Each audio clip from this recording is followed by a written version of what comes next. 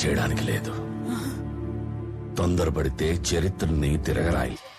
ఊరికే చరిత్రని సృష్టించలేము. అలాని చరిత్రని ప్లాన్ చేసి బ్లూ ప్రింట్ తీయలేము.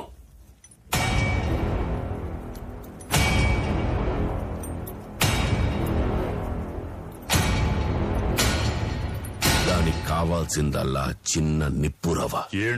ఆ రోజు కార్చి చంటుకుంది. అదిగో పెను నిశ్శబ్దం పగిలి ముక్కలవుతున్న భీకర దృశ్యం. అలలెగసిన తడి అలజడి ఆగ్రహ తేజమై రూపు దాల్చిన సత్యం. ఆంధ్రప్రాణపరాయణ దీక్షా పర్వం ఆహో ఆరంభం. ఆంధ్రప్రాణపరాయణ దీక్షా పర్వం ఆహో ఆరంభం.